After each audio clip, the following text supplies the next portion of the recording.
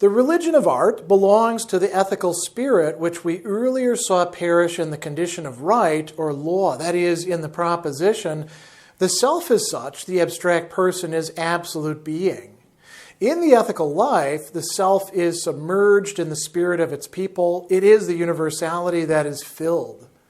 But simple individuality raises itself out of this content, and its levity refines it into a person, into the abstract universality of right or law. In this, the reality of the ethical spirit is lost, and having lost all content, the spirits of national individuals are gathered into a single pantheon, not into a pantheon of picture thought, whose powerless form lets each spirit go its own way, but into the pantheon of abstract universality, of pure thought, which disembodies them and imparts to the spiritless self, to the individual person, a being that is in and for itself.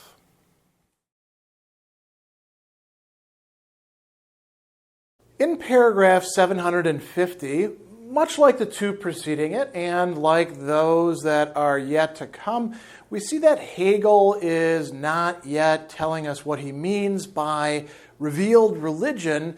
Instead, he is contrasting whatever he's going to be talking about, which I think is implicitly being revealed here, to the previous form of religion, religion in the form of art, Kunstreligion, right? And to previous dynamics that have taken place. And here is a good point for us to remind ourselves of something that he told us very early on in the religion section, namely that the previous dialectical developments found in the earlier sections, consciousness, self-consciousness, reason, and spirit, are being brought together as like threads going into a knot. And so there's going to be some replaying of what took place before, but as always with Hegel, the replay is always a remix, you could say. There's never simply repetition. Instead, it's sublation, And so the essential aspects are being hearkened back to. And that's going to happen here in this paragraph, and even more so in the two paragraphs to come. So he tells us that the religion of art belongs to the ethical spirit, right? And this is something that we saw back at the very beginning of the spirit section, the longest portion of the work. And he says, we saw it earlier perish. We saw it go under in what? The condition of right or law. So law or right is recht. And Miller here is being a little pleonastic.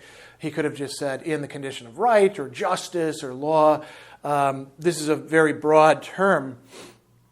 And so what we see is the Sittliche, Geist is going to lose what is really essential to it as ethical, as Sittliche. Sitten is custom or mores. We get the word ethics from ethos, moral from mores. And this is very important for thinking about moral theory and practice prior to the modern age, right? That conception of it. And that's what gets lost in the transition to something much more comprehensive, something that is universal, something that is abstract, and you might even say, in many respects, thinking about it historically, more right, more ethical in a different sense, right?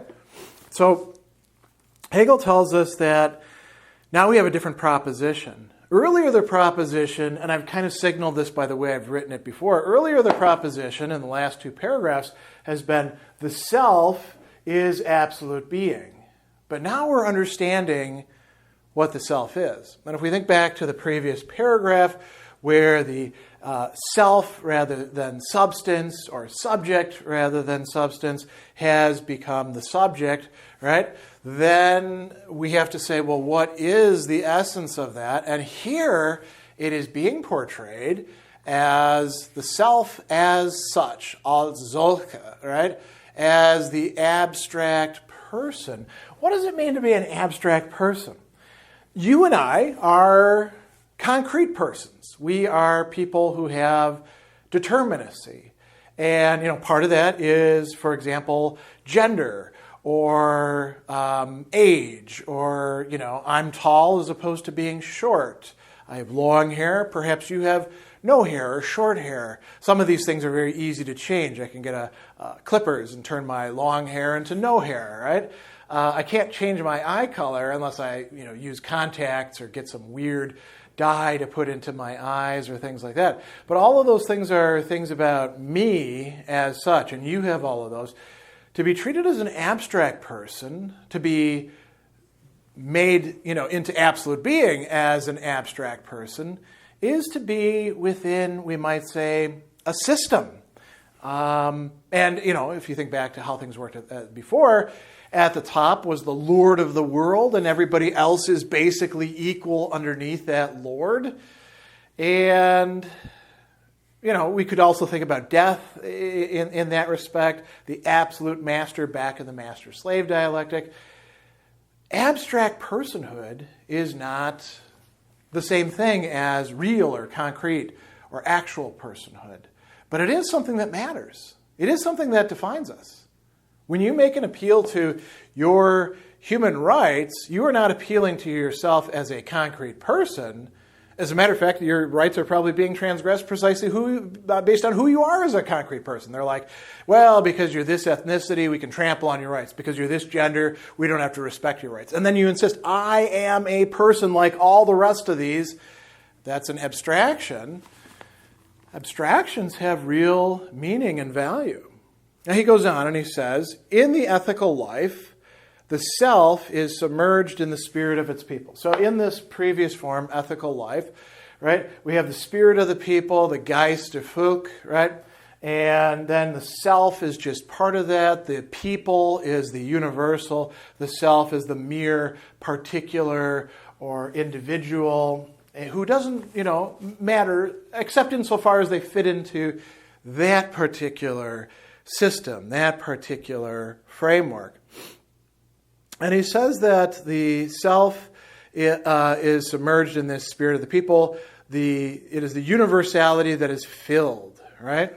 But simple individuality raises itself out of this content, he says. Simple individuality emerges, as we've seen it do in the religion of art, but also in the spirit section. And it doesn't do so boom, automatically, right, in one fell swoop. It takes a whole bunch of cumulative steps and sometimes missteps in retracing its path. This doesn't happen to everybody all at once, but it does happen to some. And he talks about its levity. This is a term that we've brought up several times. We should talk about, Leichtsinn, right?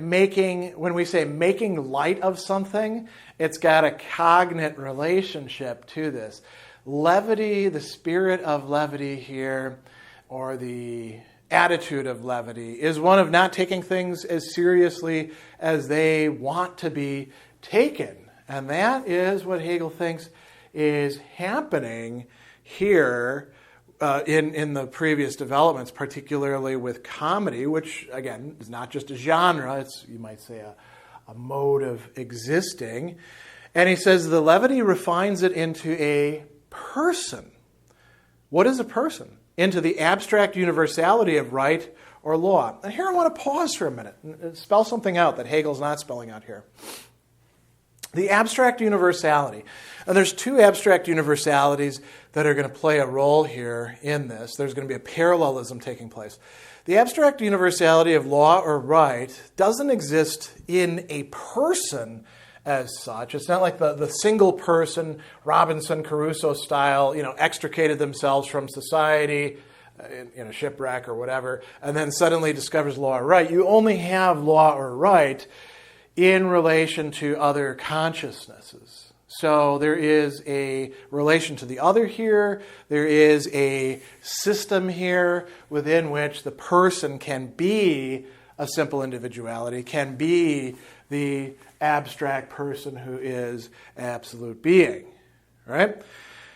And so he tells us, now here's the other side of the parallelism. In this, the reality of ethical spirit is lost. Interestingly, he doesn't use the term Wirklichkeit here. He uses the term Realität, which we translate by its cognate reality. And the, being real, being what it is, presenting itself to us, that gets lost in this. It's not just actuality or being there that is lost. It is, you could say, its purpose, its meaning. And so he says the reality of the ethical spirit is lost. Having lost all content, why did it lose all content? Well, because the content fled into simple individualities, right? Who are still working within the framework of a society, but are probably not buying into it. They're exploiting it. They're treating it not as something sacred, but as something to be used. And he says, the spirits of national individuals are gathered into a single pantheon. So national individuals are Volke individualitats, right? We saw these referenced previously in the Religion as a Work of Art section, and the notion of pantheon. A pantheon is a entirety, pan, right? The whole of the divine beings. And so it's a way of making sense out of divinity.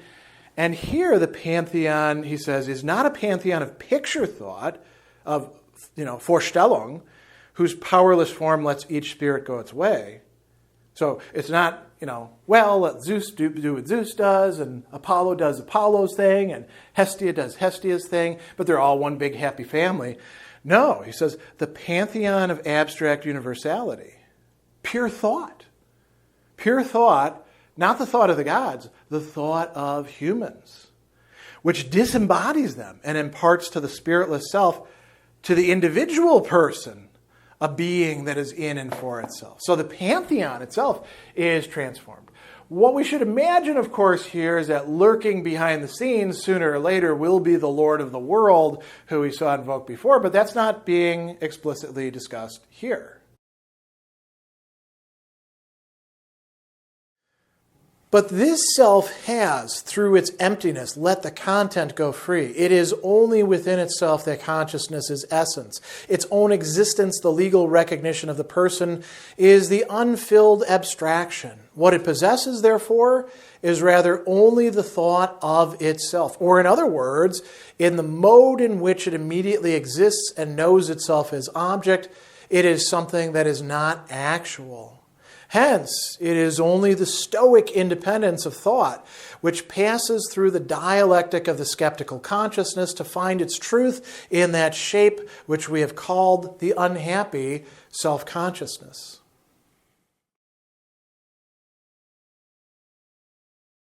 Paragraph 751 continues this backwards-looking thematic that I just referenced in earlier paragraphs.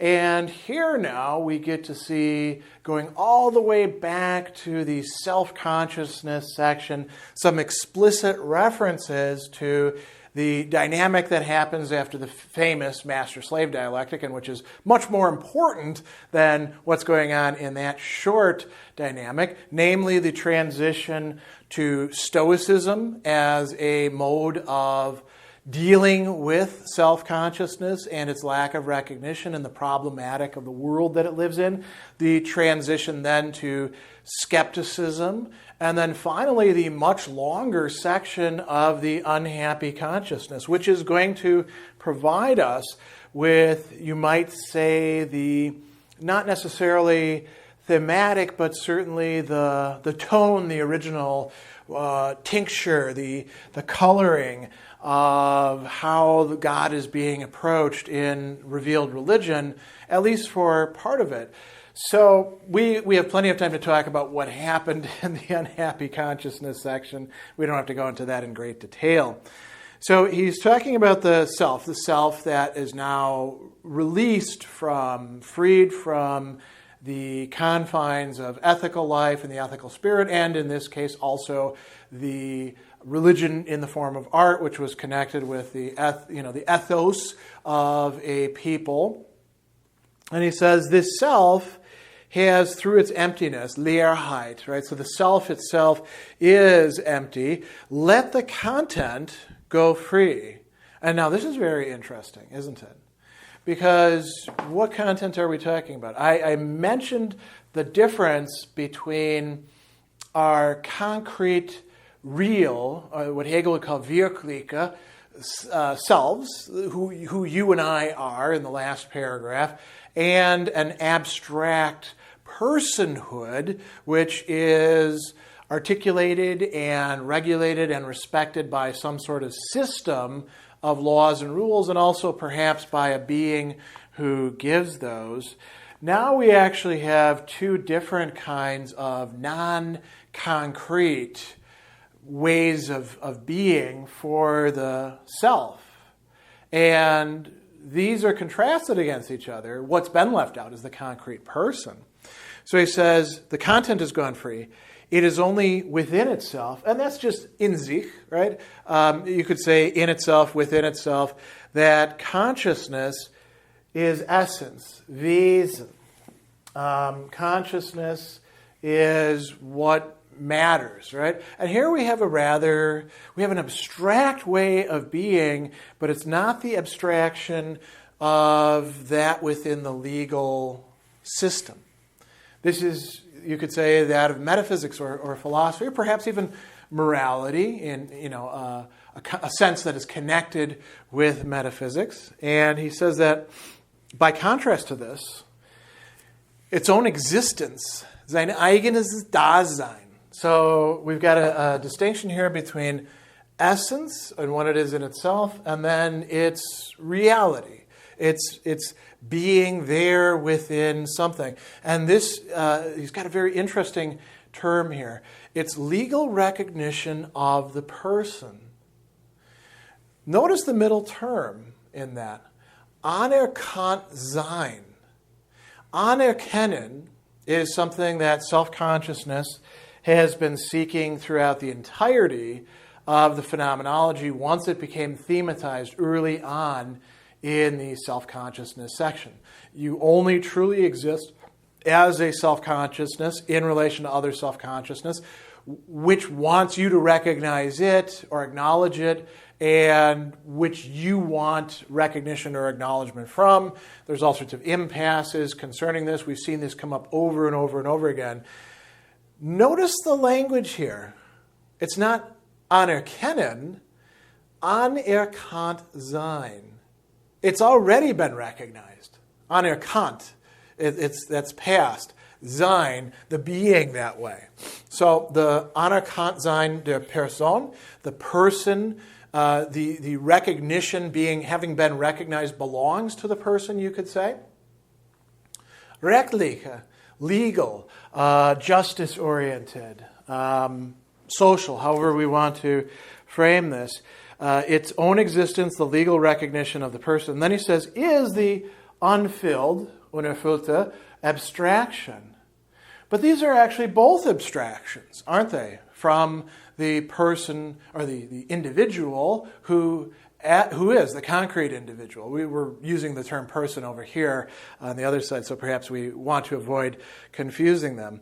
And he says what it possesses, so what this side, what the self possesses, is rather only the thought of itself. Notice what he doesn't say there.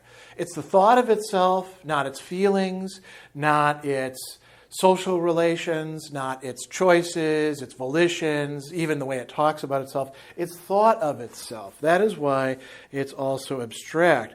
He says, or in other words, in the mode in which it immediately exists and knows itself as object, Gegenstand. It conceptualizes itself. It is something that is not actual, nicht wirkliches. So the wirkliche Selbst, the actual self, is neither here on the side of essence, nor here on the side of legal recognition of the person in its own existence within the system. It's been lost as content in some way. Now here's where Hegel makes an interesting correlation. So he says, hence, it is only the Stoic independence of thought. Selbstständigkeit, a term we saw a little bit earlier coming up, right? Independence of thought associated with what Hegel made of Stoicism way back in the self-consciousness section. Stoicism emerges here not as the actual philosophy of Stoicism, but as standing in for something. It's already sort of a distortion of what historically Stoicism was, but this is typical Hegel. The idea is something that we can find cropping up again. But notice that Stoic thought, independence of thought, focused on, I am, whatever else is happening in the world out here, I am at least within my inner citadel of my thinking, and I can, have control over that. We saw that was not stable. That was not sustainable. And now, Miller introduces the word dialectic here. Hegel doesn't actually say that in the text. He says Bewegung. If you want to read it as a dialectical movement, well, of course it is, because this whole thing is dialectic. I'm just kind of a stickler sometimes for being a little bit more literal. He says it passes through the dialectic of the skeptical consciousness. Okay, that's true. It goes through the movement of skeptical consciousness. Skepticism, you remember, even turns on itself. It introduces a kind of madness, Irrtum, right? And then it lands in the much longer movement of the unhappy consciousness, where he says it finds its truth in that shape, in that Gestalt. It finds its truth, its Wahrheit. What finds its truth? Independence of thought, which we have called the unhappy self-consciousness, where there isn't actually independence of thought, except in a trivial way. What actually has independence is the eternal, the unchanging, the divine projected outside of oneself. And so Hegel is saying that this is, a process that we've traversed before, and we're going through something similar to it now as we transition into revealed religion.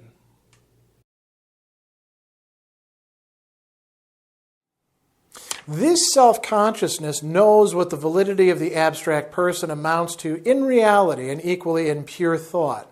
It knows that such validity is rather a complete loss. It is itself this conscious loss of itself and the alienation of its knowledge about itself. We see that this unhappy consciousness constitutes the counterpart and the completion of the cosmic consciousness that is perfectly happy within itself. Into the latter, all divine being returns, or it is the complete alienation of substance. The unhappy consciousness, on the other hand, is conversely the tragic fate of the certainty of self that aims to be absolute. It is the consciousness of the loss of all essential being in this certainty of itself, and of the loss even of this knowledge about itself, the loss of substance as well as of the self. It is the grief which expresses itself in the hard saying that God is dead. Paragraph 752 starts to bring things to a close, but open us up to other developments. And it ends with that lapidary formula so often associated with Nietzsche, but which we see is here in Hegel, who calls it a hard saying, a harte Wort, right? God is dead. And we'll talk about the significance of that a bit more in a bit. But let's look at where we're beginning. He's ended the previous paragraph by invoking the unhappy self-consciousness, and then he tells us that this self-consciousness, namely the unhappy self-consciousness, knows what the validity of the abstract person amounts to in reality and equally in pure thought. Now, this is interesting because was this talked about a lot in that section? Well, no. And so this is something a bit new, bringing things together. He says it knows such validity is a complete loss. It is itself this conscious loss of itself and the alienation of its knowledge about itself.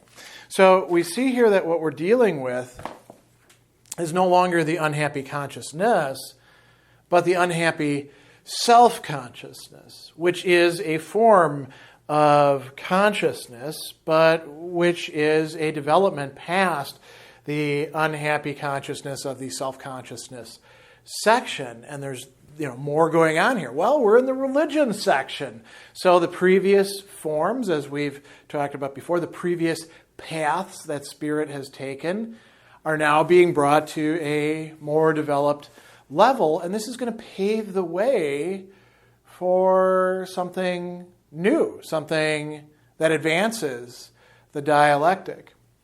And here he makes a contrast.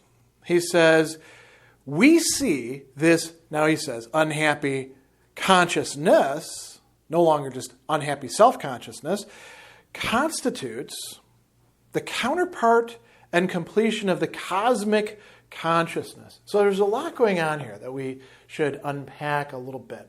We've got the unhappy consciousness. What does Hegel mean by this cosmic, kosmische consciousness? He doesn't define it. Instead, we have to think back, well, where have we encountered something that would be cosmic? And here you want to put aside any sort of new agey or, 19th, 20th century, let's call it weak, superficial thought that uses the word cosmic, and think about what cosmos and kosmische would actually mean. So if we go back to it, it does in fact mean, the cosmos that we can observe, as well as whatever is supposed to lie behind it. The realm of the gods, the movements of the spheres and the fixed stars, right, and the planets and stuff like that. That would all be cosmic, and it would affect us down here if we still buy into that sort of notion. And I think Hegel has in mind something like that, an orderly, structured, everything has its place, everything can move the way it ought to. And this exists for Hegel in imagination, not in reality. We've seen that played out in all of this discussion in the religion as art, where religion was being brought to a higher level, the interconnection between humans and gods, but it all turned out to be in imagination or in representation rather than in, reality, Wirklichkeit, or in the concept, the Begriff. So this cosmic consciousness, this is something people could feel, people could buy into. And Hegel's saying, yep, we lost that. It's not something that is available to us unless we're going to regress. Why would we want to do so? Well, it is, as he says, perfectly happy within itself. This cosmic consciousness, he's not talking about a universal consciousness running through the entire cosmos, the great logos. He's talking about you and me thinking cosmically that way. Oh, about the gods and their wonderful thing. People lose themselves in this sort of mindset in all sorts of ways. It doesn't necessarily have to be about the entire cosmos. It could be being a foodie and sticking your head in the sand and ignoring all the problems within the food chain and, issues about who actually has access and who doesn't and all the class structure stuff. It could be, just reading comic book after comic book and being so elated that your favorite comic book producer has now created an entire universe for you to inhabit with your thoughts and dreams and chitter-chatter with other comic book people and maybe do a little cosplay and, just be happy about that sort of thing. And, why would people want that? I mean, thinking ahead, because life in many ways is contradictory and sucks and, who wants to face up to that? Well, if you want to dialectically advance rather than regress, you do need to face up to that. And real religion, here's another thing to think about. What would Hegel make of, and you see this not just among evangelicals where it's so pronounced, but also among some Catholics as well, this kind of never land that they create where everything's in its place except for the baddies who are over there, and they know they're going to heaven, and they've got all these, purity rituals and silly metaphors and crap like that. that helps to turn people off because they're living in a fantasy land, right? What happens when that fantasy land, that cosmic consciousness that's perfectly happy gets upset? They become enraged and hate, and they become almost the opposite of Christians. They become antichrist in many respects, right? Totally out of consonance with the literature that they claim to be for. So perfectly happy within itself. In sich, vollkommen, right, brought to its fulfillment, glücklichen. And we might say, why shouldn't people be happy? Why shouldn't we find happiness? Well, because this is kind of for Hegel, a pathological sort of fake happiness. And he tells us some interesting things about this. He says, into the latter, and this is something I had to puzzle about a bit, all divine being returns, or why would it be into the latter? And it's definitely the latter. Letzte, this last thing that we talked about, the cosmic consciousness, all divine being returns. What divine being is returning? Fake divine being. Divine being that is only in imagination or representation. That isn't what it purports to be. And then he says, or it is the complete alienation and Äußerung, placing outside of itself, of substance. This mindset over here is happy, but at the expense of not being engaged with reality. What about the unhappy consciousness? Well, first of all, before we go on, he tells us that the unhappy consciousness is two things in relation to this cosmic consciousness. It is the counterpart, Gegenseite, right? So there's an opposition, Gegen, against. Two sides being placed on other sides. But it's also the completion, vervollständigen, right? Being brought to its fulfillment if this cosmic consciousness doesn't bullshit itself and lie about how everything is so great, and it actually works through its dialectic, as we've seen happen in the previous section, about the spiritual work of art happening in epic and tragedy, and ultimately in comedy. So then, what do we know about the unhappy consciousness? Hegel tells us a couple things. The first thing that's really interesting, tragic fate of certainty of self aiming to be absolute. Why does certainty of self have to aim to be absolute? Because if it's not entirely absolute, it isn't truly certainty of self. If there are lingering doubts or stuff like that. Now, the trouble is once you open the door to that, and this is what happens with the skeptical consciousness that we saw just invoked in the last paragraph, it may be that you open up the doors of skepticism because you're going to find something. Skeptikoi actually means seeker. But it might turn out, as Descartes points out in the first and second meditation, holy crap, once I open the door to this, I might not get to the bottom of anything. Maybe I've jumped into water and my feet won't touch the bottom. Maybe I should have left the flooring there and not peeled it up and jumped in. We see a similar worry in Hume as well as other skeptics too. I mean, there's a whole dialectic of skepticism that we could talk about, but let's move on to the next thing. This is where I think it's even more interesting. The unhappy consciousness and the unhappy self-consciousness that Hegel is transforming it into.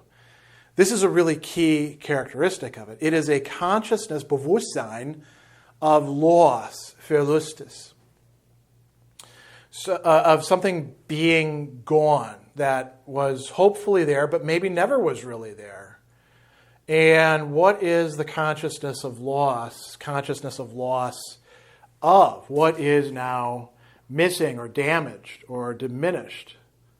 Consciousness of the loss of all essential being in the certainty of itself. Essential being, Wesenheit. Not Wesen, Wesenheit. Essential being in this certainty of itself. And then there's a loss even of this knowledge about itself. Right? So it's a double loss. It's a loss of essence, and it's a loss of its own relation to what it has lost. Isn't that incredible? A loss, I'm going to say that one more time.